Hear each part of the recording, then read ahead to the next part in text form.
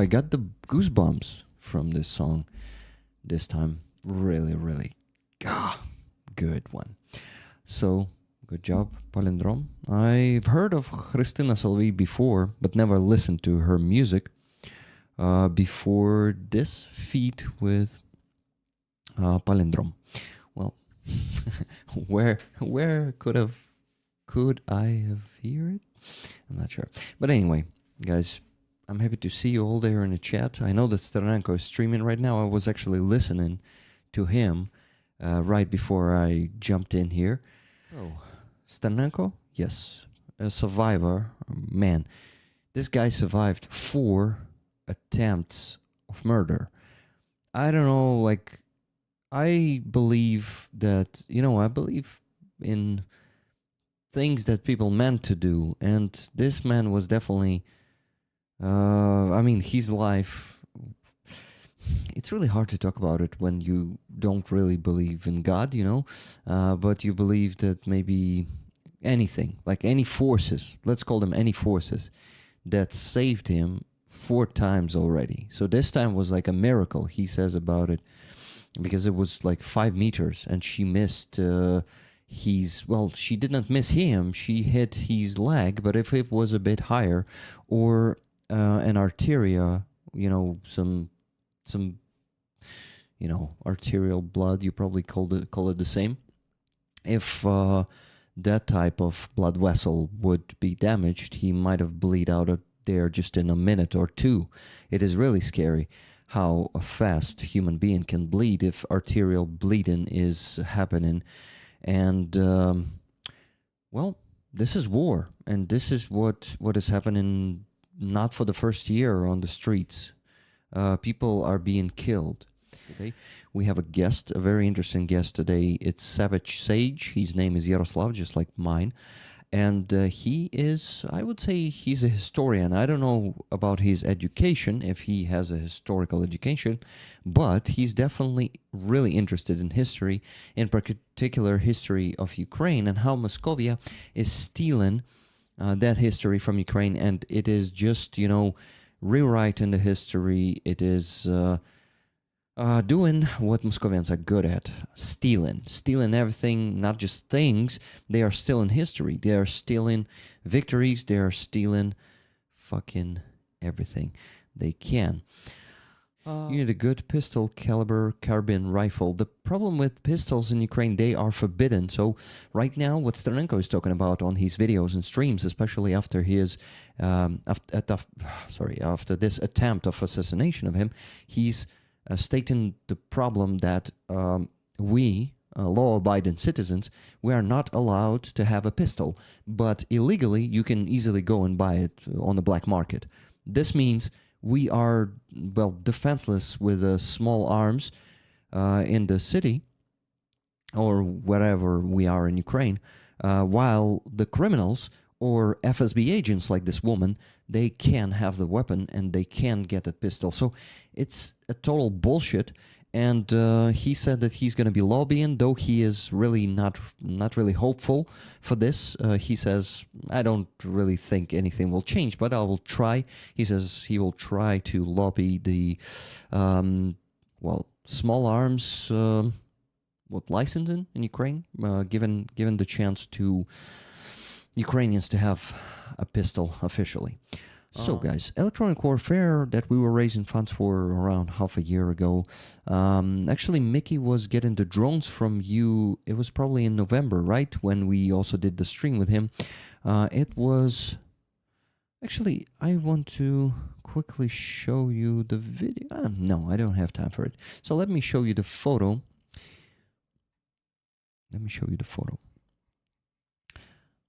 Two photos, actually, to be precise.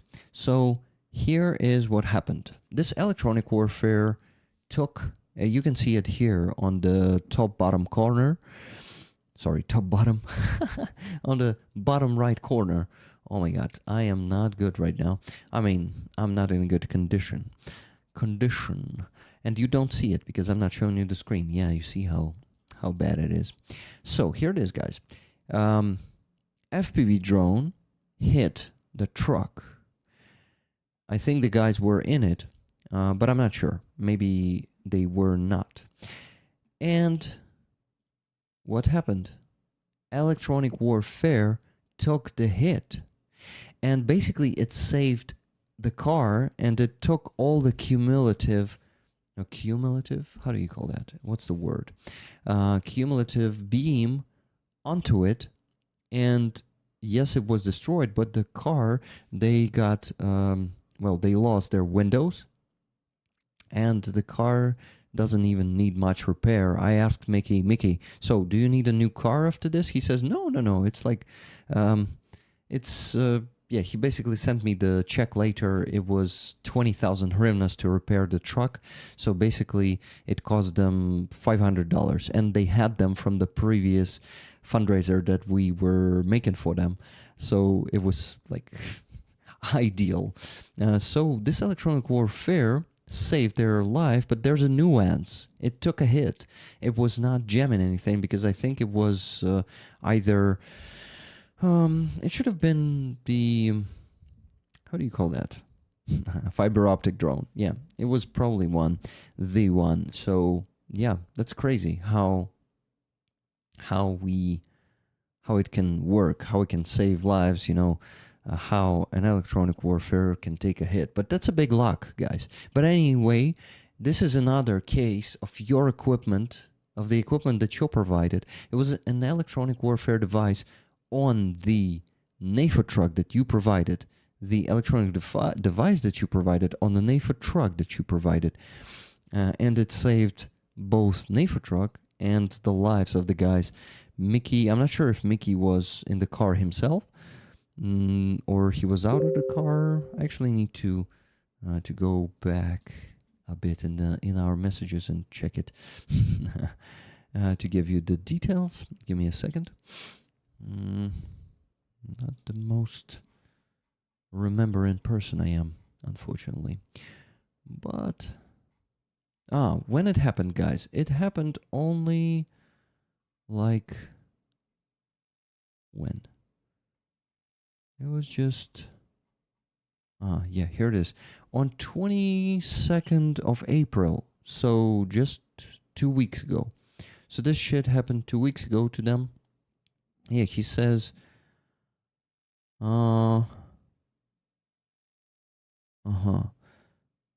Yeah, he says that our guys were coming to the positions, and there was an optical FPV hitting that one. And he says, as you can see, this electronic warfare device saved us even from the fiber optic drone.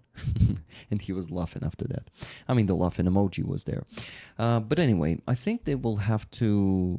wait, we're actually... This fundraiser right now for them, guys, I remember, this is for electronic warfare repair too. It is needed for the repair of that one. So yeah, we're actually raising funds right now to also repair this electronic warfare device. So let's close that fundraiser, guys. The flow. So my friend El Greco was visiting me yesterday for just the evening of yesterday. He was visiting us, me and my wife, and my cats too. Yes, so all the family. El Greco showed me the truck that you guys provided him with, and I made 2 photos of it for you. He doesn't want to appear on camera, okay? So he told me that, he always tells me that. And this is why I did not even ask. I mean, we made photos for ourselves, for the memory, of course, but I'm not showing you any of them because he doesn't want you to see his face. It's not like he's like super secret person, but he just doesn't need to... He doesn't want any publicity. He's just such a person, you know. Okay, so I'm gonna show you the photos of the car that went through so much shit. It was in Kursk Oblast, through, well, I would say through almost, not almost, through all operation. And it is still alive. And this is something that you provided him with. This is the car that we raised funds for in 2023, I guess. or maybe early 2024, something like that. Yeah, because it was not his first car. Um, he was changing the team, and he had to ask us for another, and we were providing him with. So if you guys remember this baby, L200, Mitsubishi L200, year around 2000. So this car is 25 years old, and it went through a lot of combat, a lot of well, it actually was really severely damaged once and almost destroyed, but they pulled it out, they repaired it. And yeah, I actually was showing you how it was damaged, how it was destroyed. You probably remember there was a huge hole where you can see the Anarchy sign there on the hood. You can remember there was a huge hole there. Those of you rollers who are with me for a year, for around a year, you should remember that hole in the hood of that car. So yeah, I'm happy to show this to you, as I was really happy to see it yesterday with my own eyes. This was the first time, guys, I saw it with my own eyes, and this is something incredible. Did you get so? Please, Yaroslav, tell us about yourself a bit, yeah, introduce yourself. Tell whatever you want, because people here, some of them know you, some of them don't. I also don't know a lot about you, and so I would also like to discover. Please. Thanks. Well, I grew up in Chernihiv, which is a town north of Kiev, just 2 hours north from Kiev. Luckily, Muscovites never captured it. Mm-hmm. After 18, I went to study in United States. I studied in New Hampshire. And after that, I pretty much stayed there. But I've traveled the world since then. I had experience living in Portugal, Norway, Argentina, Thailand, Nice. United States, Ukraine. So that gives me a broad perspective on many cultures and living conditions, and very well familiar with Muscovite history and Ukrainian history, because I was really curious to explain to myself how to explain this invasion. It has to have some rationale. Everything in our universe has cause and effect, cause and effect. So what could have been the cause of such an effect as war? And only the answer lies in history. That's how I came to study history, to explain to myself what's going on. So when did you started being interested in history so passionately? Because I can see it in your videos. You're really passionately interested in that, and you're discovering all those things. Just when the war started, as I'm saying, I wanted an explanation. How could those people spend trillions of their money onto killing others instead of investing into their own prosperity? There has to be a logical explanation for that madness. And history indeed shows that it's congruent. Their behavior right now is congruent with their behavior in the past, and that those traditions have actually started when they were a vassal to a golden horde, when being subordinate meant surviving, and when dominating meant surviving. And you see the seed of this mentality in the golden horde association with that. Yeah, it's really fascinating. Okay, yeah, sorry, I missed that point where you said, so to understand that, I started, learning history. So, yeah. And your cat, what's your cat's name? His cat's name is Itachi. Itachi. Where is it coming from? It's from anime Naruto. Oh, okay. I'm not an anime fan. Of course, I've watched a few of them, but I've heard of Naruto, of course. And I actually have one thing that I would like to show you. It has Naruto on it, too. Yeah. So, yeah. We also have a few fellow Ukrainians in the chat. For example, Anthony Deep says, Два ярика, згадуйте бажання. Загадуйте бажання. Yes. And, yeah, so I went looking for this patch, so I'm going to be absent for a few seconds. So I'm looking for it in my table, but I need to show it since we started talking about Naruto. I'll be back soon. I have too many patches here now. I need to raffle all of them, but I do one raffle item a week, and 1 week it's a patch like this one. And The other week, it's a flag, which Hmm. is usually signed by soldiers, and that's how we raise funds here for Ukrainian army. Yeah, by the way, did you know that I'm a fundraiser and I constantly do that? Unfortunately, no. Okay, so now you I know. saw I saw you're doing the translations of prisoners Mm-hmm. of Yeah, war. I really am continuing this work. By the way, this week I was working on the new dubs, and I will try to produce next one next week. I don't have time for it, but in 2 weeks, I think, on Saturday, in 2 weeks, it's gonna be launched. But there's a patch that I got from one of the soldiers of 93rd Brigade.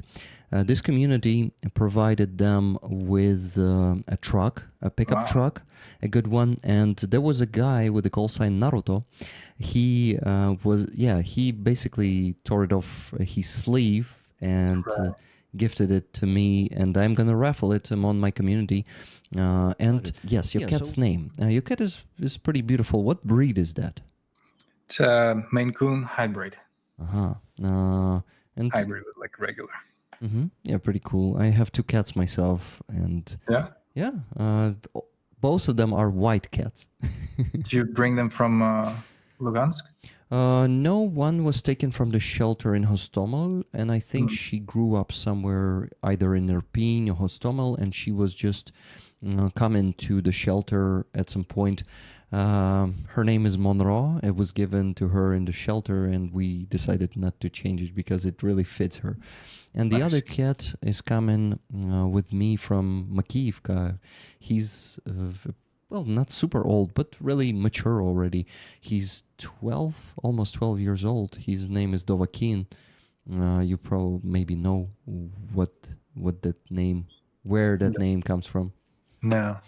That's from Elder Scrolls Skyrim. The Elder Scrolls Skyrim. Great yeah. game, by the way. It is.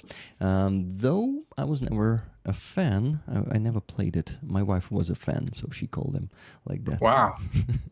That's awesome. Yeah.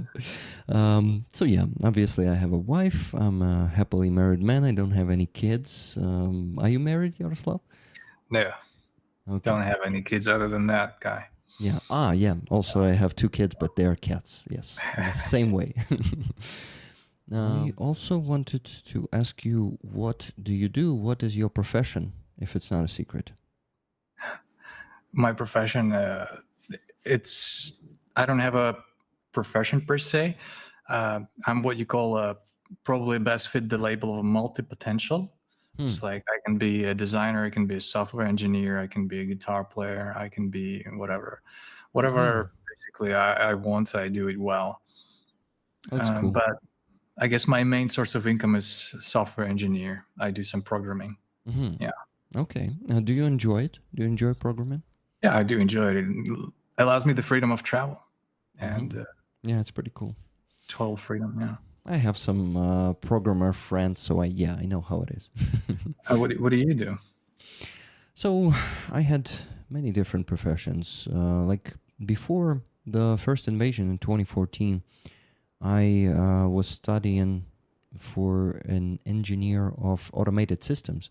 And I started working as an engineer of firefighting systems, automatic firefighting systems, and different integrated systems. In Donetsk, our company, it was not a big company, but we had some big objects that we were maintaining. Like Donetsk had an aqua park.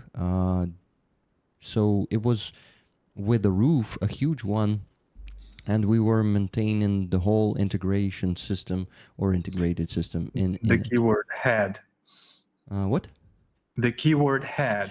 Had, yeah. I don't think it's... But you know what? Maybe it is working. I'm not sure, actually. I did not know its fate. But yeah, definitely it is...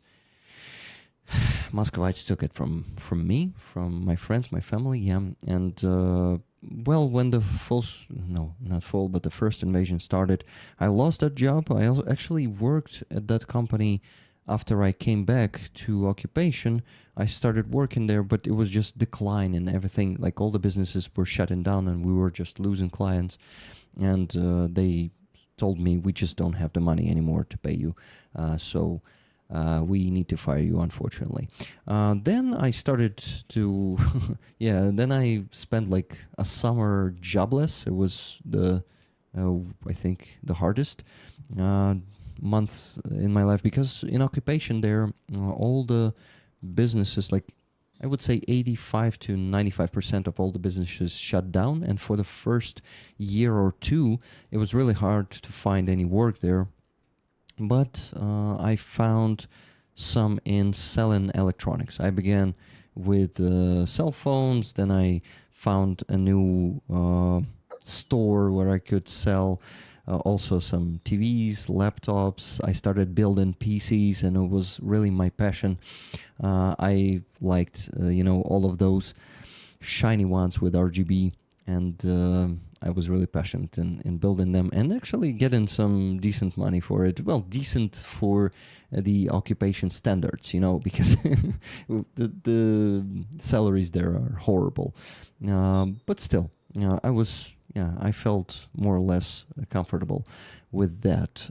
And when I came to Kyiv in 2019, I started working as a QA engineer in the gaming company, and I did not like that job very much. I was also getting good in it because I'm not, I guess, how did you call that one? I am a you said? Multi-potentialite. Multi-potentialite. I think Yeah. I'm sort of too, but not to the extent where I can like enjoy every job. For example, I don't Philip enjoy says jack of all trades, master. traits. Well, he didn't say master of none, but that's the premise. Yeah. Jack of all trades, master of none. Oh, indeed. So, yeah, I understand you a bit in that, but anyway.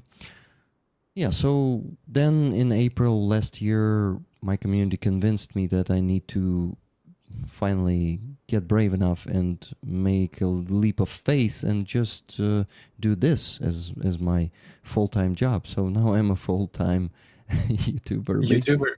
Yeah. So that's awesome. Well, That's also awesome. my dream, my vector. I think you have a huge potential for that. So Let's it's hope so. just a matter of time. I watched two of your videos. The one with where you explain how Muscovites has stolen the word Rus, Russia, and that's a really cool one. And that project that you're talking about with the maps and documents and different documents, is it right now available only on your Patreon, or in that video you can still follow the link and just open it like that? I wonder. Yes, I have two Figma projects because I was a designer, so I use the designer tool Figma. If your audience knows what Figma is. I don't. So the first project is the collection of more than 50 old maps, and it's available for free. And then I have a collection of old evidence proving existence of Moscovia, and that one is available for my Patreon subscribers for like $5 a month. And I keep updating those when I see when I get new evidence. Okay, that's good. And okay, so Moscovians, please tell us what you think, maybe in general, and then some questions will definitely appear, because right now I don't have an exact question, but yes, actually I have. You crossed paths with some of them. Did you cross paths with some Russian tourists? Because it's another famous topic. I did. I crossed many paths with Russian tourists, and in fact, right before the war, 2 weeks before the war, I met one in Egypt, and he was really big Putin lover, and I actually interviewed him, and I was really curious about the paradoxes of how could he explain that he loves Russia while they live poorer than Romania. How come they hate NATO, but all of their elite kids study in the NATO countries and live in the NATO countries? And like I try to back then, I still try to operate with logic and rationale. That was a mistake. Trying to talk to Muscovites, or actually, what I came to realize, those people don't operate on rational level. They are like a cult. They're like in a cult. Yeah. And like, not like, they are in a cult. And also we can attribute the Trump cult as well here. People who don't make their beliefs on facts and evidence. Those are people who make their worldview on faith and whatever is convenient to them. For cult of Trump, it's like the election. They all believe the election was rigged, even though there was no evidence. For Muscovites, they will look at Ukraine on the map right there, and they'll be like, "Oh no, this is not." They will rationalize the hell out of it. But back then, I still try to talk to him with rationale, and I try to poke his mind, and he was like, "Well, those statistics is false. Well, that is false. That is that. It's just everything like." Apparently, I've read this book, The Happiness Hypothesis. Actually, amazing book, and it was explaining how our human mind can rationalize anything. Like, for example, I can tell you, Rick, tell me why you love Taylor Swift. And like, you might not even know who Taylor Swift is, but your mind will start coming up with reasons why you love Taylor Swift. It's just the way our brain works. And it can rationalize even the most absurd, irrational things. So, and the other thing I understood with Muscovites, you can't talk emotions with them as well. Like I show them the picture of their dead, of their fallen, and they're like, whatever. It's like, I'm asking them, how many Russians dead are you willing to pay to capture Kiev? And they'll be like, whatever it takes, basically. It's like those people have no empathy. Those people were programmed to be detached from their emotions.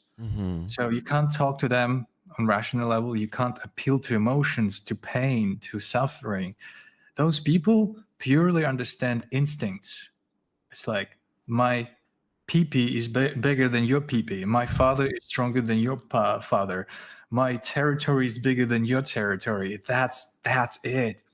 And unfortunately, at that level, there's literally no communication possible other than force. It's just You're right. Scientifically proven the theorem that Muscovites understand only the language of force, because other two channels, emotional and rational, are not on the table. Yeah. Damn, I agree with you so much in all of these points. And, I actually also noticed, since I am dubbing the interviews with those prisoners of war, I watch all of them. Everything that... oh, yeah, God.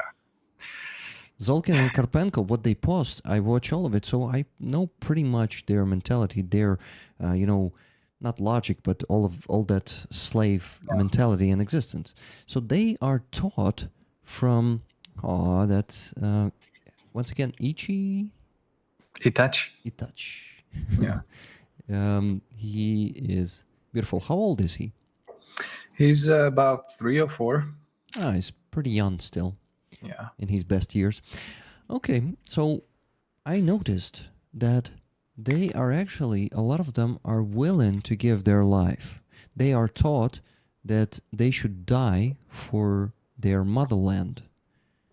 And they should die for it in other country. It doesn't matter for them where to die for the motherland. They are really striving to die for motherland. Like, and a lot of them are coming again. Some of them were captured 2 times and they're coming again. And some of them who were captured are saying, yes, I will come here. One of them was saying openly that he killed around 20 Ukrainian soldiers and that he will come here again and will kill more. And it's sometimes hard to understand, but I guess we do understand. We Ukrainians do understand how their mind works, though the people still empathize, a lot of Russians, and that's a big mistake that can lead to invasions in their countries too, which is pretty much possible. Yeah, it's this guy who wrote about Russian peasantry. I think it was Gorky. So there he had this line that's he wrote it 100 years ago when they had a civil war, red versus white, and some Russians were asked, whom is easier to kill, foreigners or Russians or something like that, and like it's easier to kill Russians because something basically. Uh, yeah, they this desire to kill it. It doesn't limit anywhere. As you see, they bombed Belgorod, they bombed Suja, just as equally as they bomb Ukrainians. Those people have no. It's like they try to pretend like they're a big community of those Russians, but in reality, they're all taught obedience, not to ask questions, as you know. Yeah. And from this stems their indifference to what happens to anyone around them. Yep. You're totally right. And I already have some questions from the audience for you. So let's begin. Let's not waste any time. Keith Kane, fellow American, was asking, question for Savage Sage: what is your favorite city in beautiful Ukraine and why? Good one. It's going to be Kiev, hands down. Why? Because it has amazing contrast of the right bank being high up, which opens a really amazing landscape view over the left bank. And it has amazing collection of parks. It has the most delicious food, the most delicious pizza. Kiev has everything. It even has a snowboarding hill if you're really into that. Yeah, I've seen that one, but never tried Yeah. the Kyiv one though. Anything else you like in Kyiv? Well, the biggest variety of most, I would say, interesting people and girls, and the prettiest girls also. Well, I totally agree that it's also my favorite city in Ukraine. Nothing can match Kiev. I've been to Odessa, I've been to Lviv. Yes, Lviv is beautiful, but these landscapes and as you mentioned, the right bank is being on mountains, Yeah. on hills. It gives you the unique experience, and of course it's a capital. The variety of everything here is huge, And there is that hill called Shikovica, which kind of is secret. Tourists would never know about it. Do you know about it? I did not know about it before that meme about having an orgy on Shikovica. Oh, I guess I missed that one, but that was my favorite place because there is no one there, and the most beautiful view there, and there's nature and trees, great for picnic. Interesting how you And I missed guess it. for the orchard as well. How you missed the meme, because it was, I think, in 20. Maybe it just was like a Ukrainian meme and not really. I mean, like for those who were in Ukraine at that time. Yeah, when was the last time you visited Ukraine? Before the war, 4 years ago. 4 years ago. So yeah, it was in 2023 probably. People started joking. Russians were actively using propaganda about them using the nuclear weapons, and a lot of Ukrainians were really panicking about that. Oh yeah, that meme is really old. Yeah, Yes, 2023. And before the nuke, we're gonna have an orgy on Shikovica. Yeah, I remember that one. Yeah, so That's the oldest like Bayraktar songs. not that old. It was a bit later, but still, yeah, pretty old. Maybe even in 2022, really. But I've been to a place near Shikovica, I guess. It's located in botanical garden of Hryshko, right? If I'm not mistaken. No, it's No? behind the mosque. It's in Tatarska area. Is it near Podil? Maybe. Yeah, it's near Podil. You come Okay. down from it and you're on Podil. Okay, yeah, I haven't been there then. Yeah, Got it.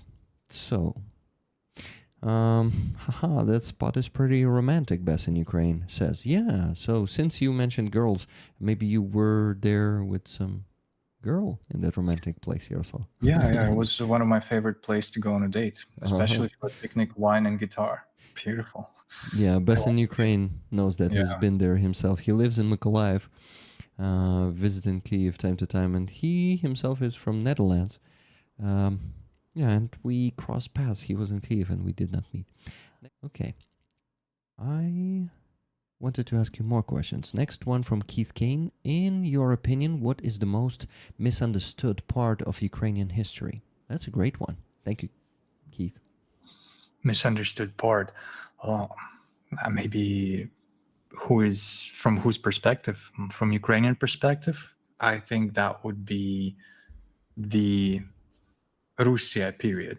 A lot of Ukrainians were brainwashed by Moscow historians, by Moscow version of history, that that country has little to do with us, that it's equally shared between us and them, or even more so because of them. But in reality, we can actually call the Rus country, we can call it medieval Ukraine, medieval Ukrainian state. It's actually a historical, scientific term. The medieval state of Ukrainians is Russia. The same way, like I would imagine Italians could have said, the ancient state of Italians is Roman Republic. And to me, that was a discovery as well, that, wait a minute, my great parents, they were Russians. The Russians and Ukrainians is what I would actually call one people. It's just different names. So, when did Russia existed? What centuries?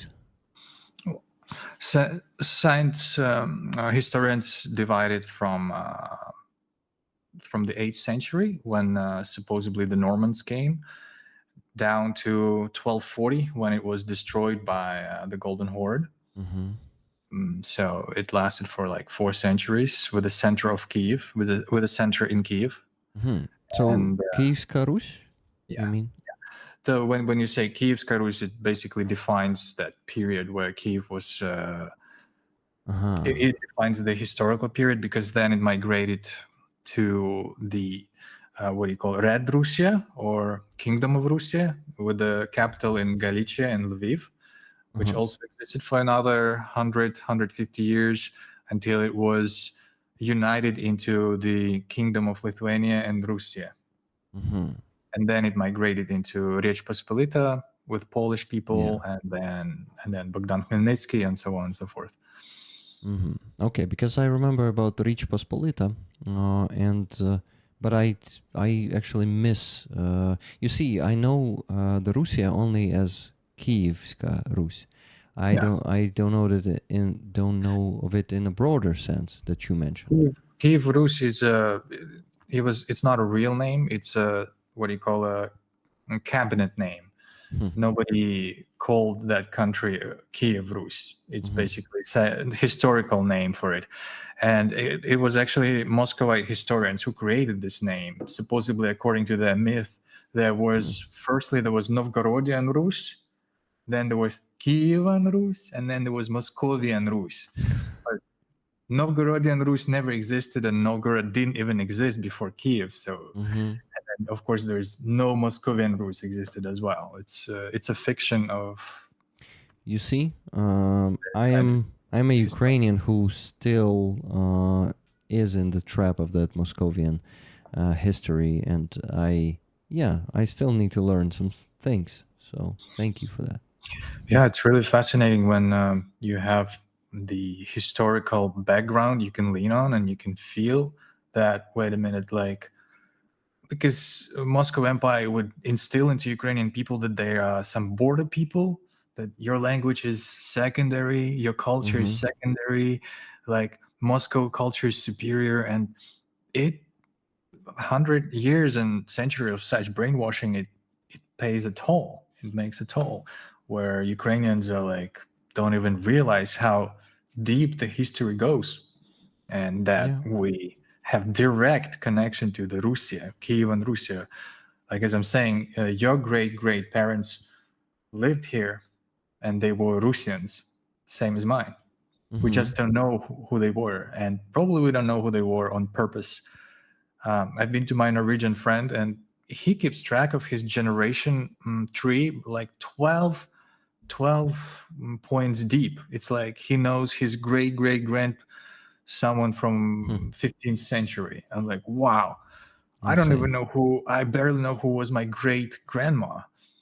feel like, Yeah. but yeah, and he like knew what kind of struggles they had and what job they had. They like keep it all intact. It's amazing. Wow. Wow. And I feel like such mm, elimination of the roots, historical roots for the people, was part of Moscovian brainwashing. Yeah. As long as someone remembers their roots, they will never become Russian or Russified. I They will thought. never become the Mankurt. How do you say in English Mankurt?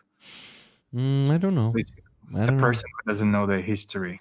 And actually, it's not only the person who doesn't know their history, but who deflects to the slaver. Basically, they start serving the slaver. That's who we call mankurts here in Ukraine. For example, those people from occupied territories from 2014, since 2014, who right now are serving on Russian side and killing Ukrainians. We call them mankurts. Yeah, same thing. It's how Turkish Ottoman Empire had Yaniçari. Mm-hmm. They would kidnap like 5-year-old children, and then they would raise them to be lethal soldiers. And they would go and they would send them to kill their own parents, their own people, basically, because those kids would not remember who they were. Yaniçari and so-called Russians, it's the same thing, the same concept. Yeah. They come, they make you forget who you are, and then they send you as in the meat grinder against a new target. That's their history. They used Ukrainian Cossacks like that when they migrated to Kuban. They used Cossacks to protect from Crimean Tahanat. Then they used Cossacks to defeat Turkish Ottoman.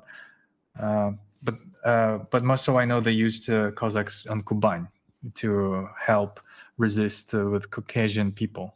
As you know, they evicted the Caucasian people, and the Zaporozhye Cossacks, they migrated to Kuban. They were forced to migrate to Kuban. I know that, and I actually have ancestors. One of my grandmas, her parents lived in Kuban, and she was also under influence. She spent most of her life in Soviet Union. Not most of her life, but I would say half of her life in Soviet Union. So she was taught all that shit, and she was telling to me she is like very pro-Ukrainian, but she says, but after all, I am Russian, she says. And I say, wait, where are you from? Just remind me. And she's from Kuban, and I'm saying, didn't you know? And she says, I'm a Kubanian Cossack. She's calling. She's saying Kozachka. And I say, wait, but do you know that these are the people who were forcibly deported from Ukraine? And you're actually the real Ukrainian. You doesn't have anything to do with the Russians. But Moscovians are convincing all the people and brainwashing them that all the people who live under their, occupation, they convince them that they are the so-called Russians, and their identity is being replaced with that not even an identity of Moscovians. It is just a tool for the empire. Indeed, not it even is. An identity. Yeah, it is not a real identity. Just a slave with chains. It's tragic. It is tragic, and they've been, I always am really fascinated by the strength of our nation, that we keep rising, like not like rising, but we keep preserving through all of these occupations, holodomors, through all the massive deportations, and really shooting down hundreds of thousands of Ukrainians, right? And sending them to camps. We keep preserving our national identity no matter what. And it always fascinates me in our history how we were able to always preserve that. It's called this beautiful word, resilience. And Soviet Union struggled to kill, to oppress Ukraine insurgency army until 1954. Yeah. Until 1954, Ukrainians kept fighting this empire of evil alone. Yeah. Yeah, and And it's always like surrounded, right? Full partisan mode, but still keep fighting and not giving up until everyone are being killed to the last resistant or banished somewhere from Ukraine, because yeah, Stepan Bandera, he was not in Ukraine, but his history was a bit more complicated, right? He was like a leader in how do you call that? Immigration, right? organization of Ukrainian nationalists, and he was the leader of the Ukraine insurgency army, of one of the branch of Yep, them, yep. a I'm just branch that using him as an coincidentally, example. Not all of them were. Yeah, he was not the only leader in the yeah, movement. Definitely. Okay. Anton Ogarfson asked, when does Belarus, White Russia come in? That's a good question, because I know that there were people from, well, basically it was a part of Lithuania, right? And there's a nationality. How is it called? Litvini? No. Litvin, yeah. Yeah, Litvin, who lived there. Can you tell us more about that and of their history? Belarus, we see it on the maps all over the place. It can be almost where Moscow is on some old maps, or it could be where Ukraine is. It could be anywhere. I don't think there's a specifically defined area where Belarus, or for that matter, Black Russia or Red Russia was. And those terms were never used by local people. No one living in Minsk would say, let's say 300 years ago, he wouldn't say I'm Belarusian.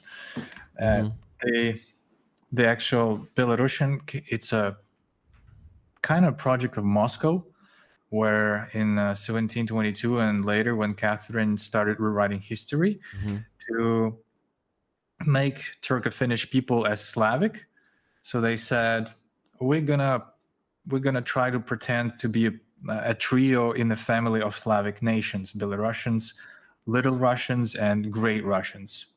So this is how, well, because Belarusians are Slavic, Little Russians, as they called Russians or Ukrainians, also Slavic, and then hello, the Turco-Finnish people also covering up their identity with this great Russian identity name. And you know this myth of Triedini Narod, right? The holy of three people: Belarusians, Little Russians, and Great Russians.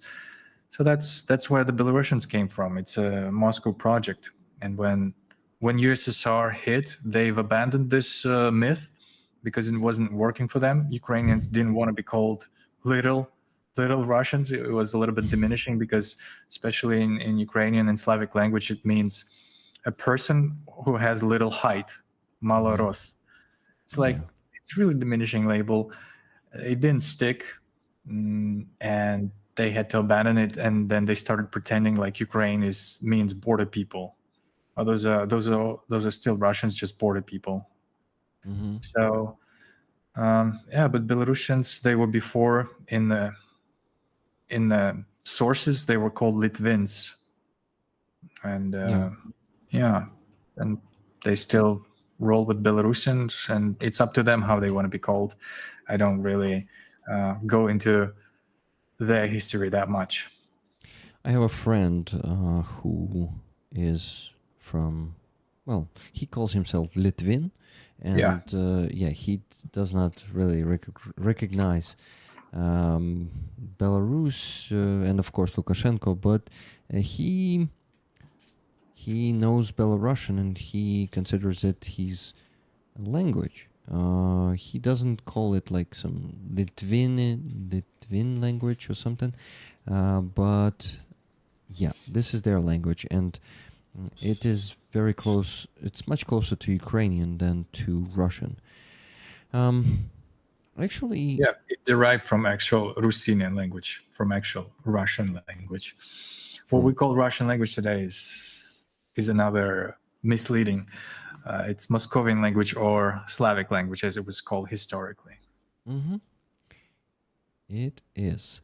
And I also wanted to ask you about, do you understand why we understand Russians, even those Ukrainians who did not learn Russian, they still understand Russian, but those Russians, most of them don't understand Ukrainian. Only like it's rarely when I Russians don't do. think Ukrainians understand Russians.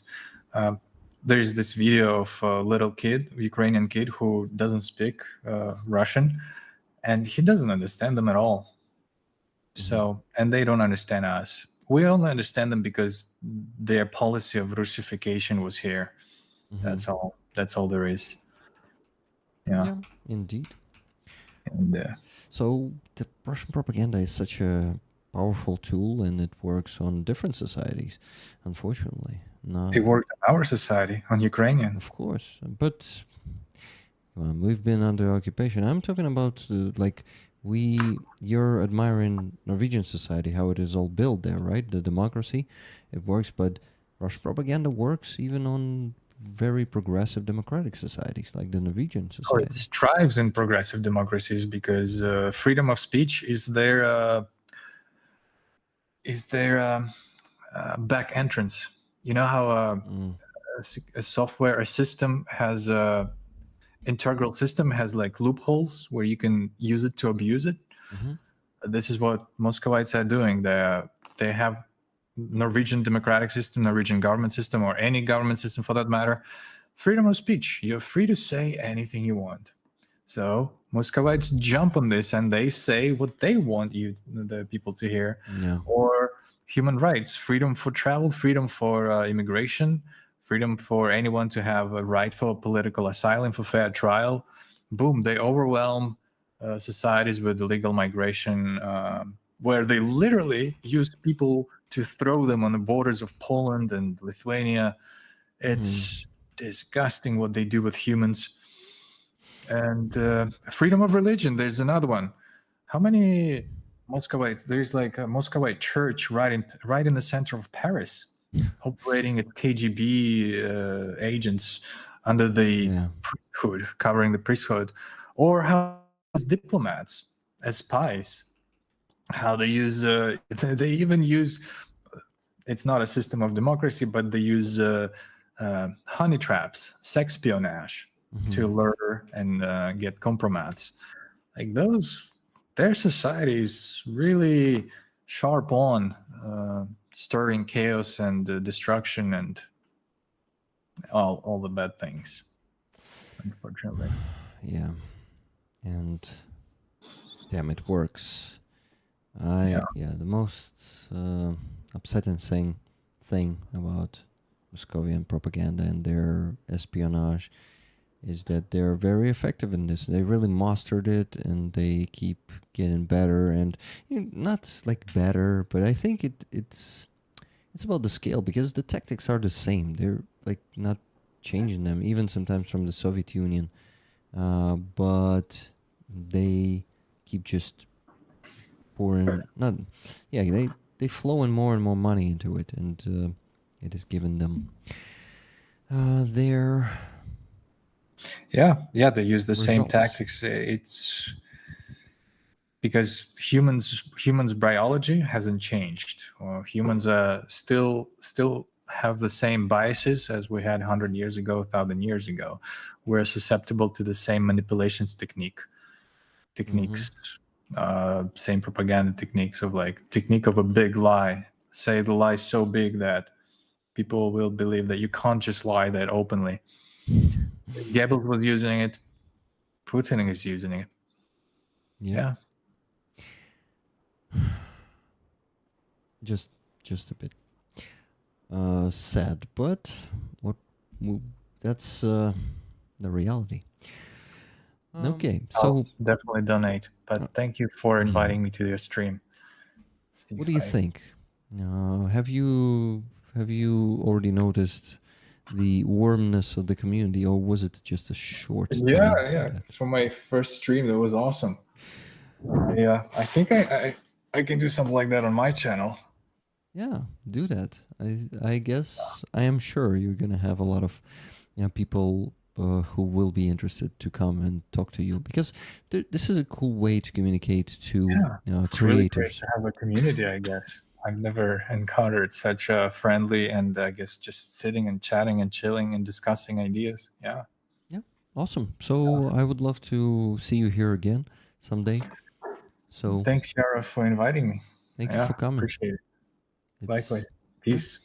Peace. as I say, live long, prosper, and donate. All right. Yes, I gotta learn more of that Rick rolling stuff. Yeah.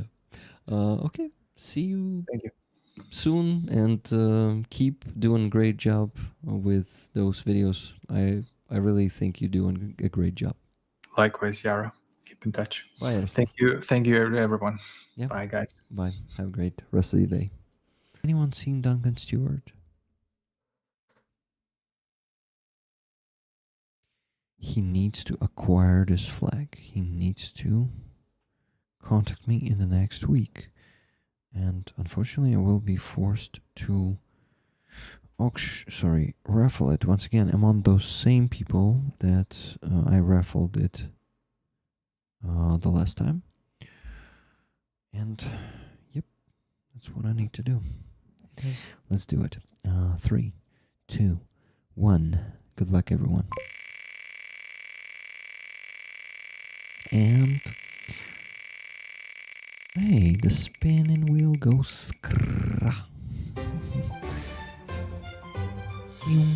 number 290. Let's go and see who that was. 290. I'm gonna go as slow as I can. Gonna go there as slow as I can. Oh my god, Sir and Mrs. Garrick, so close. 290. Nikki Hill gifted a ticket to Anton Ogarlson. Congratulations, Anton. I think Anton already took off the stream. I don't see him in the chat. But he was here like an hour ago or something. But anyway, congrats, Anton. I really hope you will come to the stream in the next 2 weeks and we inform you that you won, and you will get and you will send me the address, because if you don't, we will just re-raffle it. By the way, here it is, guys. Number 290. He was hiding there behind my camera. Anton Ogarlson. Congratulations. I mean nothing bad when I say fucking there. Just happy for you. I really hope you will take it. And Nikki Hill, thank you very much for your generosity. You are bringing the victory to Anton today. Okay, guys, so I need to mark this one. 7, 6, 5, 4, 3, 2, 1, and spinning. Good luck. Every one of ya. And the winning number is 143. 143. Who is that this time? Keynes, congratulations. Keith Kane, you're winning the black sheep badge. Congrats.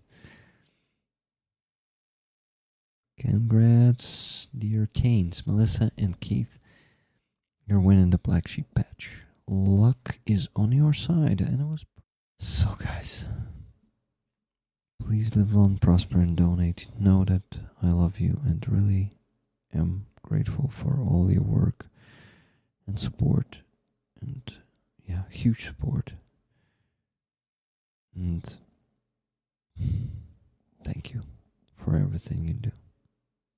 For Ukraine, for our soldiers, and for me. You do a lot for me too. Thank you, Just Jimmy. Thank you, Sir, for this. And we love you, I know that. Silver Earth. See the cool loons in 3 hours. What's a loons? Okay, Rick, stop it. Hugs to you all. Love you all. Slava Ukraini, my friends. Героям слава. Thank you for watching. Please like this video, leave any comment under it, and subscribe to this channel if you haven't yet. You can find the full stream recording this clip was taken from here. And I invite you to join us on Rick the Ukrainian here for live streams and videos from Ukraine. Thank you, and live long and prosper.